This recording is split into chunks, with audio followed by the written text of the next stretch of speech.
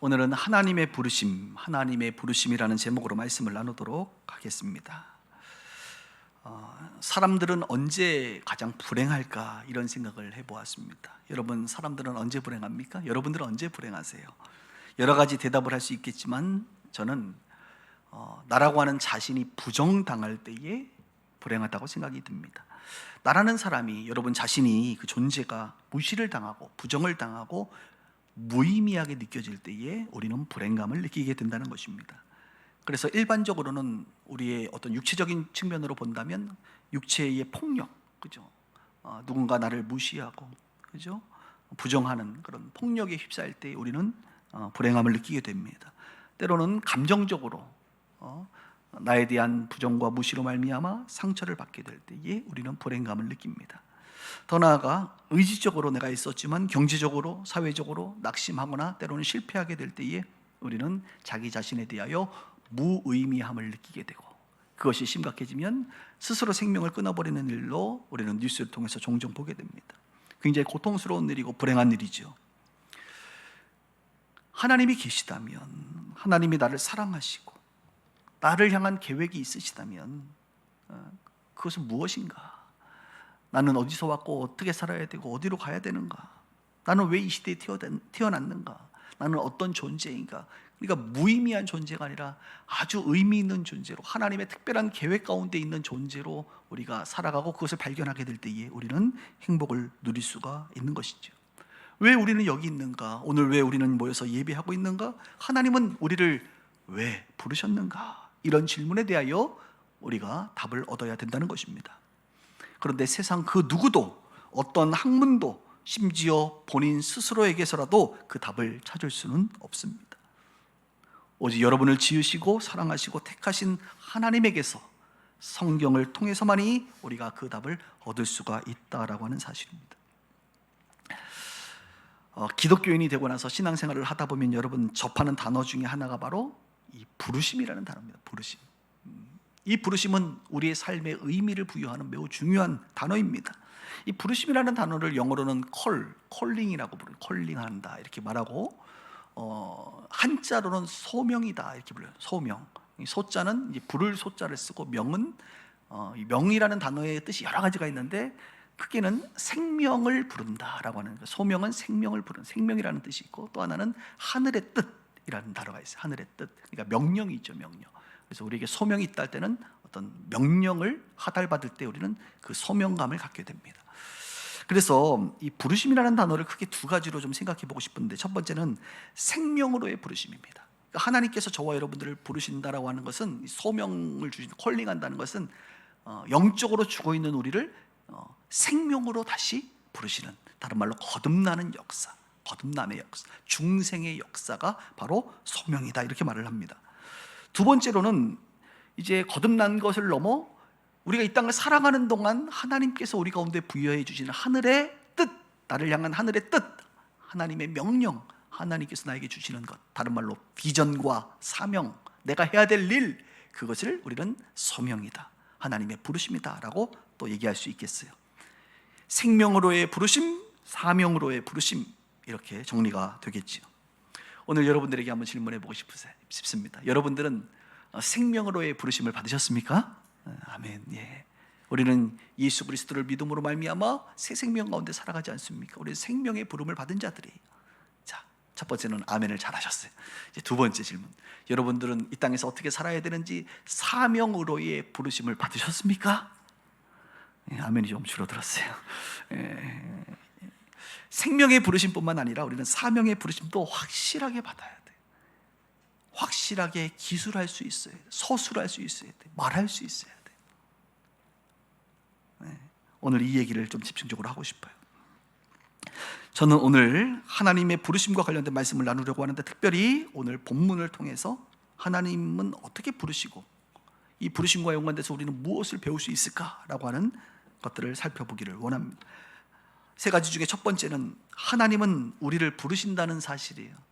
그 부르심의 첫 번째는 하나님이 우리를 먼저 불러주시는 것에서 시작된다는, 하나님은 저와 여러분들을 부르십니다. 여러분, 오늘 1절에 보니까 아브라함의 이야기가 나오지 않습니까? 너는 너의 고향과 친척과 아버지의 집을 떠나 내가 내게 보여줄 땅으로 가라, 이렇게 말합니다. 그러니까 아브라함에게 한마디로 말하면 지금 있는 곳에서 떠나서 가라 이겁니다. 그곳을 떠나가라, 이것이 하나님의 말씀이었습니다. 여러분, 아브라함이 떠나가는 것, 이게 쉬웠을까요? 어려웠을까요? 쉽지 않았습니다. 그의 나이는 75세였거든요.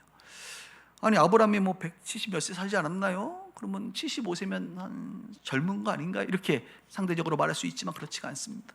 그 당시에는 결혼을 해서 아이를 낳을 때 보면 보통 20대에서 30대에 아이를 출산했거든요.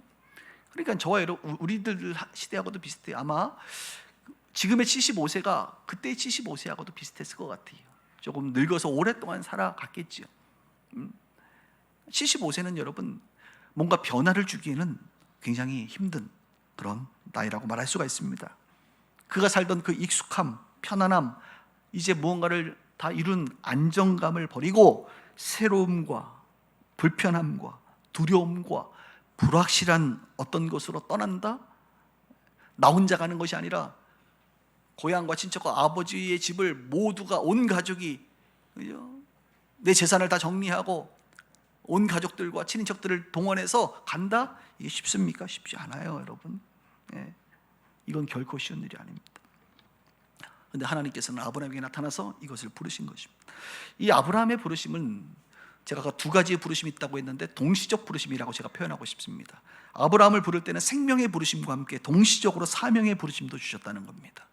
성경에 그런 인물들이 종종 나와요. 뭐 바울 같은 경우도 주님을 만날 때에 생명의 부르심과 함께 하나님께서 그를 거듭나게 하시면서 동시에 이방인의 사도로, 이방인의 빛을 비추는 자로, 빚진 자의 삶을 살라고 사명까지도 주셨어요. 그러니까 동시적으로 일어났단 말이에요.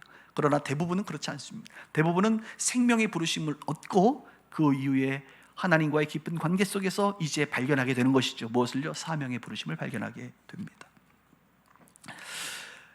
아브라함을 부르시는 것을 이해하려면 창세기 전체의 배경 지식을 좀 이해할 필요가 있는데, 오늘 12장을 배우는데 11장에 보면 노아의 아들들 중에 셈과 함과 야벳이 등장하는데 셈의 자손들의 계보가 나오는데 무려 10대에 걸쳐서 나옵니다. 10대라고 한다면 보통 한 30년을 한 대로 보지 않습니까? 그러니까 300년. 근데 성경은 정확하게 뭐라고 말하느냐? 제가 계산을 해보니까 463년에 걸친 셈의 자손들에 대한 10대의 자손들을 말해요. 그리고 그 중에 아브라함이 이제 마지막에 등장하는데 아브라함의 아버지의 이름은 데라입니다. 데라. 10대에 거치면서 어떤 일이 벌어졌을까요? 당연히 노아는 하나님을 잘 섬겼지요. 노아 홍수 이후에 하나님을 진심으로 섬겼을 것입니다. 셈도 그랬죠. 그러나 셈의 자손, 아들, 또 손주 10대에 걸치면서 하나님은 그들의 계보 안에서 잊혀지기 시작합니다. 그래서 한 6대 정도 됐을 때 벨렉이라고 하는 사람이 등장할 때는 바벨탑 사건이 그때 일어나거든요. 바벨탑 사건을 통하여 그들은 태양신, 하나님이 아닌 태양신을 섬기는, 우상을 숭배하는 일이 벌어지게 되고, 그때 하나님께서 바벨탑 사건으로 말미암아 이 종족들을 흩으시기 시작했고, 그 이후에 역시 10대에 걸쳐서 있었지만 그들은 갈대아 우르라고 하는 곳에 머물렀지만 여전히 태양신과 모자 숭배 사상으로 우상을 섬기는 일을 하게 되었어요. 하나님이라고 하는 존재에 대해서, 우리 조상들이 믿었던 그 하나님에 대해서 어렴풋하게 얘기는 들었으나 아브라함은 하나님을 섬기지 않았습니다. 그의 아버지 데라는 하나님을 섬기지 않았습니다. 우상을 섬기는 가정의 사람이었다고 말할 수 있습니다. 그 근거는 무엇이냐? 여호수아 24장 2절에 보면 여호수아가 이렇게 말을 하는데, 아브라함의 아버지 데라죠. 아브라함의 아버지는 강 저쪽에 거주하여 다른 신들을 섬겼다, 이렇게 말을 하고 있어요. 성경은 성경으로 푸는 것인데 여호수아를 통하여 하나님께서 분명하게 말합니다. 데라는 다른 신을 섬겼다. 사도행전 7장 4절에 보면 스데반의 설교 중에 이런 말이 나오죠. 아브라함이 갈대아 사람들의 땅을 떠났다. 그들이 원래 있던 곳은 어디에? 갈대아 사람들의 땅. 갈대아 사람들이라고 하는 것은 바로 바벨로니아, 갈대아 우르는 바벨로니아, 바벨 신들을 섬긴 겁니다. 우상을 섬긴 겁니다. 지금의 이라크 바그다드 350km 지점에 있는 그 바벨로니아를 말하는 것이죠. 고고학자들은 또 연구해 보니까 아브라함의 아버지 데라는 어떤 사람이었느냐면 태양신을 섬겼고 달신을 섬겼고 그 당시에 흔히 섬겼던 그 우상을 섬겼다는 것이죠. 더 나아가 그의 직업은 우상을 제조하는 일을 하고 판매하는 일을 했을 것이다, 이렇게 추측하고 있습니다. 그러므로 사실 아브라함이라고 하는 사람은 어렴풋하게 하나님이라고 하는 존재는 인식할 수 있었을 것이지만 그의 환경은 어떻습니까? 우상을 숭배하는 집이었고 그의 아버지는 우상을 제조하고 판매하는 일을 했고 아마 아브라함도 가게의 그 아버지의 직업을 이어서 어쩌면 우상을 만들고 판매하는 일을 하는 사람이 되지 않았겠어요? 그런 와중에 하나님께서 갑자기 나타나신 거죠. 그리고 아브라함에게 나타나셔서 그 어렴풋하게 우리 조상들이 믿던 그 하나님에 대해서 하나님은 자기를 계시하시고 너는 고향 친척 아비 집을 떠나 이제 이 우상을 섬기는 이 지역을 떠나서 새로운 곳, 하나님이 말씀하시는 가나안이라고 하는 새로운 곳으로 가라는 것입니다. 생명으로 부르셨죠. 우상 숭배가 죄인 줄도 알지 못하고 평생 그 우상에 매여 죄에 매여 살고 있던 아브라함, 그를 생명으로부터 거듭나게 하시는 생명으로의 부르심을 하시고 더 나아가 이제 가라, 이제 이것을 정리하고 우상의 도시를 떠나버려라, 갈대아 우르를 떠나버리고 이제 하나님의 땅 가나안으로 가라라고 미션을 주게 됩니다. 그래서 아브라함의 미션은 간단해요. 그냥 가는 겁니다. 뭐 이렇게 복잡하지 않아요. 정리해서 가는 거예요. 쉽지는 않은 일이지만 그는 너무나도 선명한 하나님의 미션을 받게 되는 것이죠. 사랑하는 여러분, 오늘 여러분들은 하나님의 부르심, 소명, 콜링을 받으셨습니까? 생명으로의 부르심을 받으셨습니까? 우상을 숭배하던 저와 여러분들이 예수 그리스도를 믿음으로 말미암아 죄의 사슬로부터 끊어지고 죄의 얽매임으로부터 벗어나 하나님의 자녀가 되지 않았습니까? 이것이 하나님이 여러분들을 부르신 첫 번째 놀라운 사건이죠. 저 자신도 저희 아버지 어머니 때부터 예수를 믿었어요.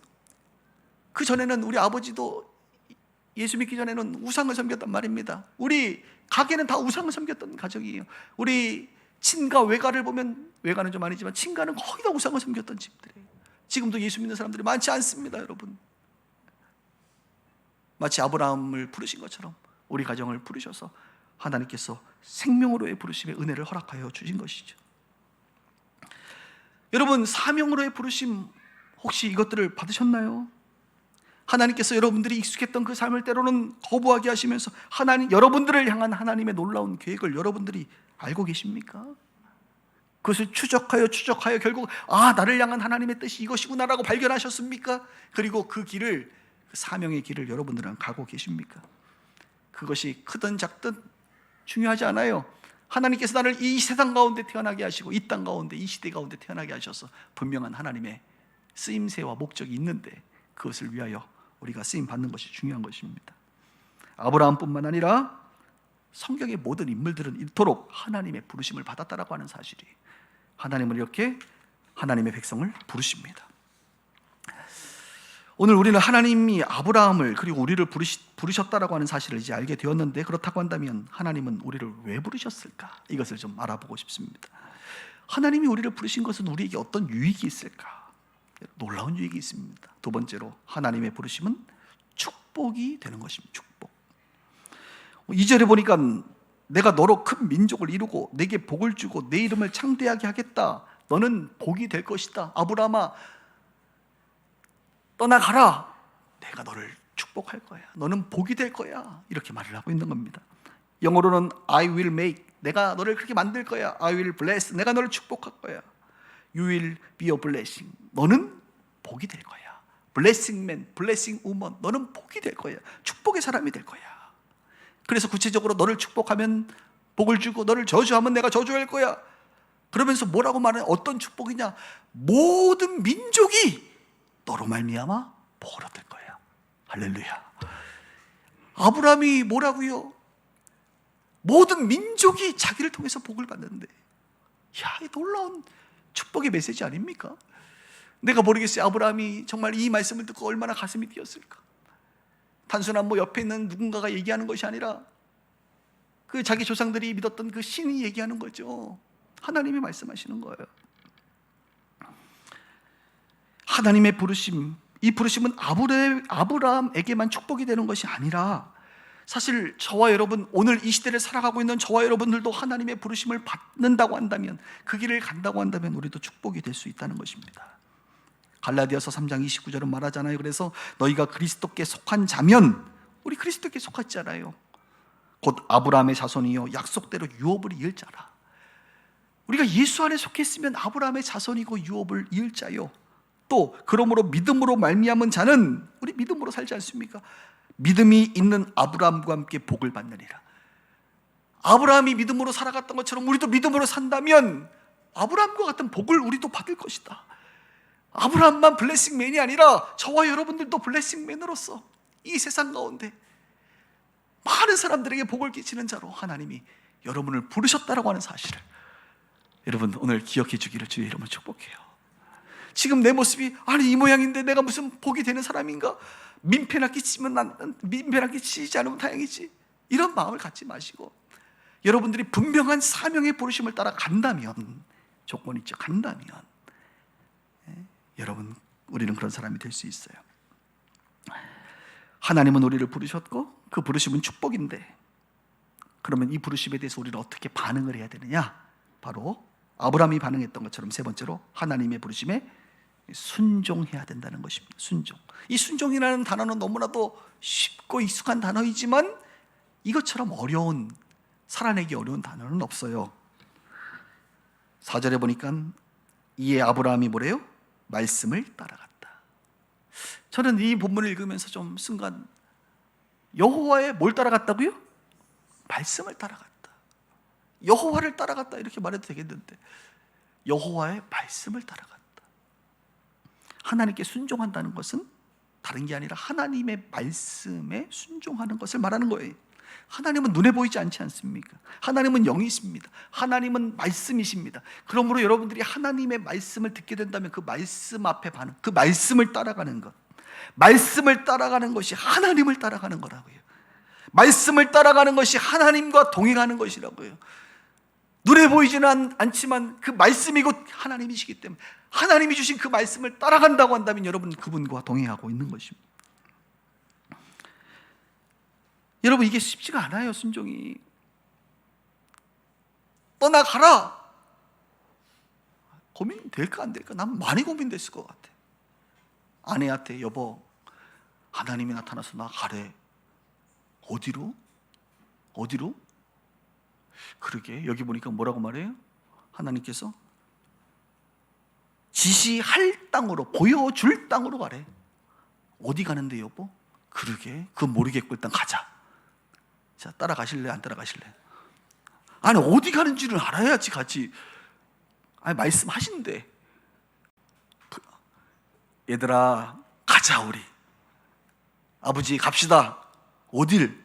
아 그건 모르겠고 일단 갑시다. 일단 가랍니다. 어디로 가는데? 아 갈 바는 아직 알지 못하겠는데 일단 갑시다.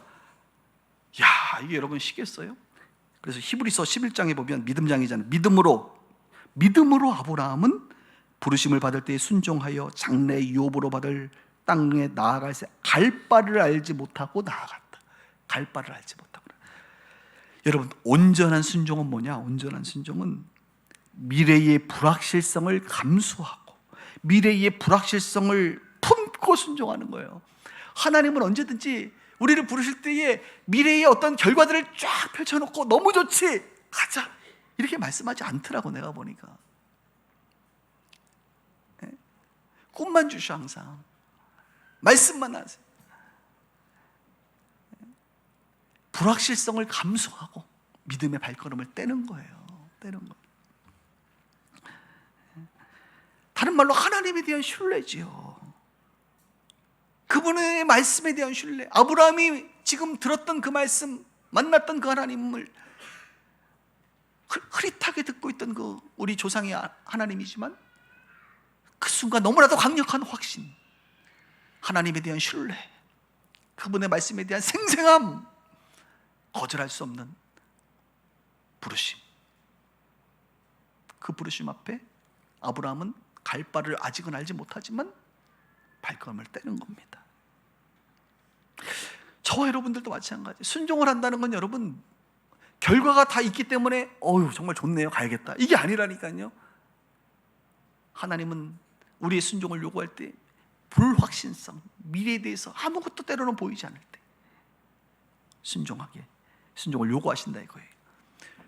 이스라엘 백성들이 광야로 가자. 광야가 뭐 좋은 곳이라고. 애굽에 고기도 먹고 편하게 살고, 물론 힘들지만 그래도 이곳이 좋은데 광야로 가면 벌써 상상이 되잖아요.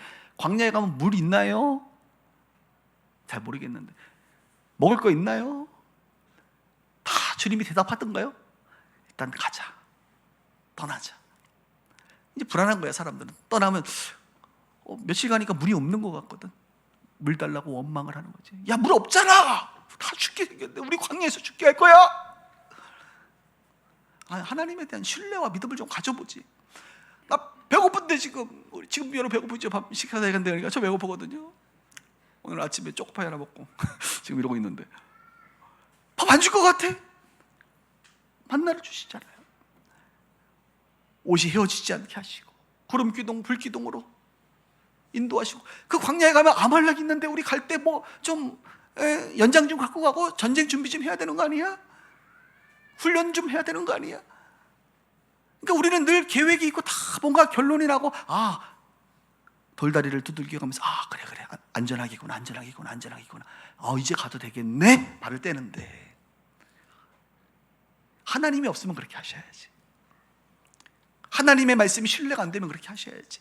여러분의 지식과 경험으로 살아가려면 그렇게 하셔야죠. 그러나 하나님이 말씀하신 것이라고 한다면 일단 가라, 내가 말해줄게. 그분의 말씀에 신뢰하면서 발걸음을 떼는 것, 이것이 바로 순종입니다. 그러니 순종이 쉽지가 않은 거예요. 이 시대에도 순종이 그래서 쉽지가 않은 겁니다. 루터는 뭐라고 말했냐? 진정한 신앙은 뭐냐? 머릿속에만 맴도는 환상이 아니라 하나님의 말씀에 의지하여 발걸음을 내딛는 행동이다. 신앙이 생명력을 갖는 것도 바로 이 행위를 수반하기 때문이다. 머릿속에만 맴도는 것이죠. 하나님께서 우리를 부르셨는데 그게 맞나? 계속 그냥 생각하면 아닌가? 내 상황 보니까 아닌 것 같은데? 나는 이거 못할 것 같은데? 이 갈등을 하면서 당신의 부르심은 무엇입니까? 라고 물어볼 때에 그러게요, 아직 잘 모르겠네요. 아니 이제 얼마 못 살 것 같은데 아직도 몰라? 예전에 이런 것 같은데 확인을 안 했네요. 나이가 40이 되고 50이 되면 이제는 하나님도 충분히 말씀하지 않았을까 싶어요. 아멘. 이 하나님의 사명이 무엇인지 추적하셔야 된다 이거예요. 추적. 저도요 20대 중반에 어떤 하나님의 말씀을 들었는데 이것이 맞나? 처음에는 당연히 의심이 들죠. 추적하는 거예요. 추적해서 이것이 맞구나, 그 길을 가다 보니까 이것이 확실하구나라고 하는 결론을 얻는데 무려 20년이 걸렸어요. 그래서 몇 년 전에 해야 나의 사명은 이것이 확실하구나, 누가 뭐라고 해도 거부할 수 없는 것이구나, 나는 이 길을 끝까지 가리라. 왜? 확신이 이제 드니까. 근데 그 사이에는 가긴 가는데 맞나? 의심도 들었다가 맞는 것 같기도 했다가 그분의 인도함 가운데 때로는 믿음이 갔다가 어느 날 조금 내가 힘들면 아닌가? 이런 생각이 들 수 있단 말이에요. 그러나 어느 순간이 되면 이제 확신 가운데 거해야 되는 것 아니겠냐 이거죠. 이 시대의 많은 그리스도인들을 보면서 당신의 부르심은 무엇입니까? 라고 질문했을 때 명확하게 저의 부르심은 이것입니다 라고 대답할 수 있는 신앙인들이 우리 빛과 소금의 교회 식구들이 되기를 주님 이름으로 축복합니다. 그리고 하나님에 대한 신뢰감이 있기를 원하고, 하나님이 나에게 주신 그 부르심은 축복의 길이라는 것을 아시고 세상의 경험으로 계산하지 마시고 하나님의 영적 세계를 여러분들이 이해하시고 하나님이 얼마나 위대하시고 나보다 나를 더 잘하시고 나를 사랑하시는 줄 알면 그분의 부르심 앞에 기쁨으로 반응할 수 있다 이것입니다. 주의 말씀 의지하여 깊은 곳에 그물을 내릴 수 있다 이것입니다. 주의 말씀 의지하여 믿음의 발걸음을 뗄 수 있다 이것입니다. 한 주일 동안 우리가 세상 가운데 부르심을 따라서 열심히 살다가 그 길이 쉽지는 않거든요. 아브라함도 부르심에 순종하여 떠나갔지만 떠나가는 과정 가운데에 그죠? 아비멜렉에 의하여 그죠? 이삭이 태어나지 못할 만한 그런 위험도 당하고 그죠? 또 전쟁의 위험도 경험하고 또 조카와의 이별의 순간도 경험하고 수많은 사건 사고들이 있는 거예요. 우리가 부르심에 순종하여 살아갈 때 그것이 뚝딱 이루어지는 게 아니란 말이에요. 그 과정 가운데 마귀의 공격도 있고 우리의 무지함도 있고 우리의 실수도 있고 수많은 어려움들이 있지만 그럼에도 불구하고 그분의 말씀을 신뢰하고 그분을 신뢰하고 내 사명의 길을 묵묵히 가는 것이죠. 아브라함은 돌아보면 아니 하늘의 별처럼 바닷가의 모래처럼 수많은 자손들을 주신다고 했는데 자기 아들 몇 명이에요? 한 500명은 낳아야 되잖아요. 근데 이삭 하나 달랑 낳고 이삭이 그럼 나는 이삭 늦었으니까 이삭 하나인가 보다. 그럼 이삭을 통해서 한 500명 나올라나 보다 했더니 에서와 야곱 둘 나오고 이거 뭐야? 그리고 가셨어. 야곱 통해서 12명. 야곱은 좀 봐줄만 하네. 야곱 통해서 한 70명. 또 열두 형제를 통해서 한 70명. 이게 늘어나는 거지. 그러고 봤더니 정말 이스라엘이라고 하는 백성, 아브라함의 자손이 한 민족을 이루고, 성경은 그 예수 믿는 모든 사람들이 아브라함의 영적인 자손이라고 하는 모든 민족의 축복의 사람이 되는 것이죠. 그래서 여러분들이 사명의 길을 갈 때에 여러분이 상상하는 그 완성된 그림을 다 완성하지 못할 수 있어요. 그래도 믿음의 눈으로 바라보시고 바톤 터치를 잘 하셔서 누군가 하나님께서 내가 내 이후에 누군가를 통해서 또 그 일을 이루실 수 있다라고 하는 그 사실을 우리가 믿음의 눈으로 바라볼 수 있어야 되는 것입니다. 오늘 말씀을 정리하면서 창세기 12장에서 하나님께서 아브라함을 부르시고 축복하신 후에 지금 오늘 본문은 지금으로부터 2024년으로부터 몇 년 전 이야기입니까? 대략 4,000년 전의 이야기입니다. 4,000년 전. 아브라함에게 약속하신 그 약속은 성취가 됐나요? 우리는 그 결과를 아브라함은 몰라도 우리는 4,000년이 지난 지금 알고 있습니다. 아브라함이 어떤 사람이 되었습니까? 바로 우리 구원자 예수 그리스도의 탄생에 있어서, 계보에 있어서 아주 중요한 조상이 되지 않습니까? 모든 믿는 자의 믿음의 조상이 되지 않습니까? 바로 아브라함은 그런 존재로 쓰임받은 거예요. 그 결정적인 표현이 뭐냐면 아브라함의 이름에서 나타납니다. 아브람, 오늘 보면 아브람이라고 하는, 아브람은 무슨 뜻인지 하면 아버지는 크시다. 그러니까 큰아버지, 혹은 좀 좋게 표현하면 존귀한 아버지라는 뜻이에요. 그러니까 데라가 아브람을 탁 낳고 나서 보니까 얘가 좀 아주 귀한 아들이거든. 그러니까 너는 존귀한 아버지가 되라. 이 가정에 존귀한 아버지가 되라 해서 아브람이라고 지었어요. 그 아브라함은 하나님의 부르심을 받지 않았다면 아마 지역사회에서 꽤나 영향력이 있고 한 가정에 아주 훌륭한 아버지로 저는 살았을 것이라고 생각합니다. 그런데 그가 하나님의 부르심을 받고 주의 뜻에 순종하여 창세기 17장에 하나님과 언약을 맺으면서 하나님이 그의 이름을 바꿔주시죠. 뭐라고요? 아브라함. 아브라함은 무슨 뜻입니까? 열국의 아버지, 열방의 아버지, 모든 민족의 아버지라는 뜻이. 주님을 만나지 못했다면, 주님의 부르심에 반응하지 않았다면 그냥 어느 한 지역에 아주 귀한 아버지로 살았겠죠. 그러나 그가 하나님의 부르심에 반응했더니 열국의 아버지가 된 것이죠. 놀랍지 않습니까? 하나님의 부르심은 이런 놀라운 축복을 전제하고 있다는 사실입니다. 저는 말씀을 준비하면서 또 한 분이 떠올랐어요. 바로 우리 주 예수 그리스도이십니다. 예수님께서 하늘 보좌를 버리시고 이 땅에 내려오실 때에 이것은 무엇입니까? 하나님의 부르심, 아버지의 부르심, 소명이죠. 사명입니다. 사명의 부르심. 십자가를 지시고 육신으로 오셔서 그 고통을 당하시는 그 사명. 우리 예수님은 그 사명의 부르심에 순종하셨기 때문에 그 순종의 결과로 온 인류가, 저와 여러분들이 죄에 얽매였던 우리가 죄로부터, 사망으로부터 구원을 받게 되는 놀라운 역사가 펼쳐지게 된 것입니다. 예수님의 순종하심, 부르심에 대한 순종은 모든 인류를 구원하는 놀라운 구원의 역사로 펼쳐지게 되는 겁니다. 이제 아브라함을 넘어 예수님, 예수님을 넘어 그의 제자들, 그 제자들을 넘어 오늘 저와 여러분들에게 성경은 요구하는 게 무엇입니까?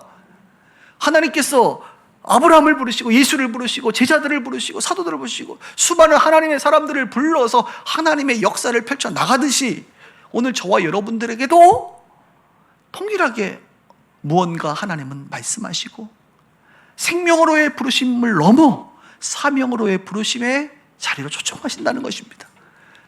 그렇다고 한다면 여러분들이 그것에 대해서 순종의 반응을 할 때에 하나님의 역사는 하나님의 말씀을 듣는 자들을 통하여 역사되는 것이 아니라 하나님의 말씀을 듣고 순종하는 자들을 통하여 하나님의 역사는 위대하게 펼쳐지게 되는 것이죠.